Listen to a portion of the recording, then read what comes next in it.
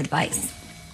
They got to let Tom do what Tom does, what he's made his career doing, which is play action, motions, things of that sort. Because once he run the ball, got to run the ball, stick to the run. Yeah. If you give Tom Brady a run game, opens up the play action, and they'll kill you. They got too many weapons, man. So I believe when they're hitting on all cylinders, they are one of the most complete teams in the league. And they can make a run, but they got to get back to doing what makes them great. Let Tom do what Tom does.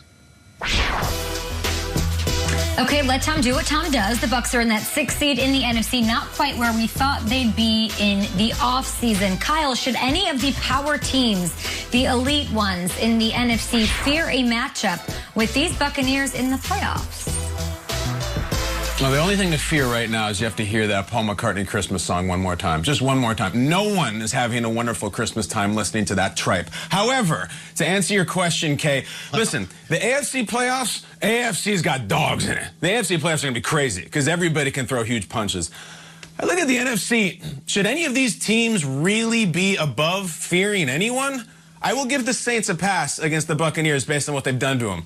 But let's just look at the Packers for a second. The juggernaut Packers. You want to fear the Buccaneers? I don't love this team. I've tried.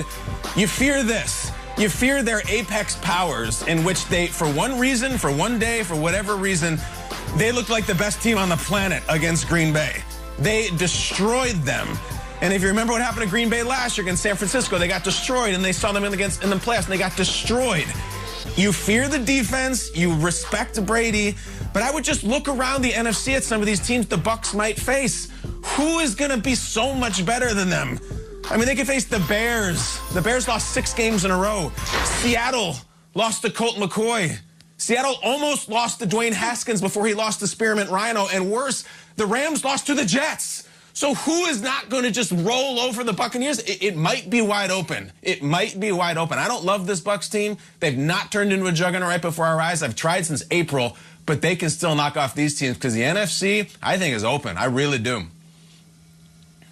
You're spot on, KB, and it's just having one-punch power.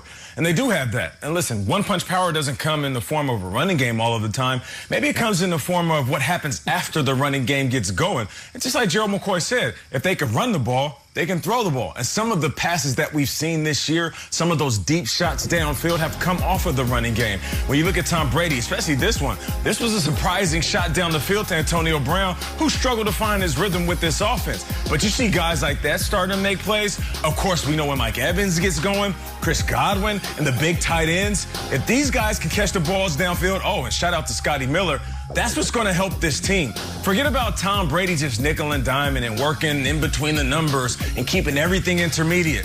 Tom still has the accuracy in the arm to throw downfield. So I could care less about how inconsistent they have been this year. They are finding their rhythm at the right time, and if they can hand the ball off and run it consistently and then take those shots down the field on the sideline and down the middle, they'll be good to go. All of a sudden, this team is starting to look like what Tom Brady wanted it to look like. Run game that opens up the pass game. It's interesting because they came out of the bye week and they beat Minnesota, which was essentially a playoff game for both teams. And then they beat Atlanta last week in a fashion that you might say, yeah, but why couldn't they get started? Why were they down early? Like, what's going on with Minnesota with that game? The fact that they came back, the fact that they would do that, it looked sort of vintage Brady, and that's what would scare me if I'm these other teams in the NFC, because once that playoff season starts, here we go. If this, and I know this was my biggest concern about Brady going into the season, that he's 43 years old in a new offense with a new coach. And it feels like, just get me to the playoffs and let's roll with this guy, because no one has been there more than him. No one has more experience than him. And I feel like if it's a wide open NFC, and Kyle, to your point, when you wax the Packers, but then on the back end, you lose to the Rams in the regular season, you lose to the Saints twice, and of course you lost to the Bears on a Thursday night where Khalil Mack was just absolutely destroying your entire offensive line. It feels like there is no consistency on any of these teams. That, like, the Bucs, I don't know, they might lose to the Falcons 9 out of 10 games, or they come back from 24-7 and Brady's hitting Antonio Brown for a game-winning touchdown. I look at the slate, I wouldn't want to face Brady because I just know that he's been there before, and I don't think they're getting worse. I think they're getting better as the season is ending up.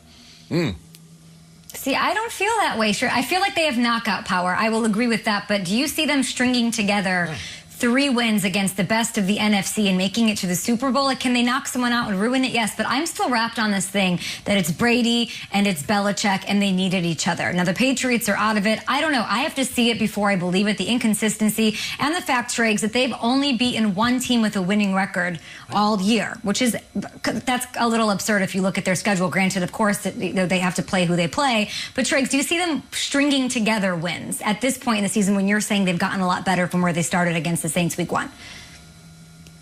Well, look, I mean, that second half last week could have been the catalyst they needed. We've waited 4 months for it, but suddenly they were lights out. And Antonio Brown was catching screen passes and going, and then the deep pass to Brown. Like, to me, it's who's ascending going into the playoffs. Look at their record right now. They're 1 game back of the Saints. You know, it's not like they're an 8-8 team. So to me, I think that the Buccaneers are a squad with Brady, with Gronk, with all those guys that I don't necessarily want to see. I wouldn't want to see Brady across the way in the playoffs. They're not consistent, but you are, Peter. We're showing David Patton and Leonard Little at 7:06 a.m. Eastern. Peter, you're beautiful. But to answer that question, too, the follow-up, like, it's the fear factor, right? Are you actually afraid of them? Are you afraid of them like eating hissing cockroaches on NBC with Joe Rogan? No, and yet every once in a while, and I don't mean months ago against the Packers, last week, what Devin White was doing, are you kidding me? Do you want to face that defense? They just unleashed hell out of nowhere.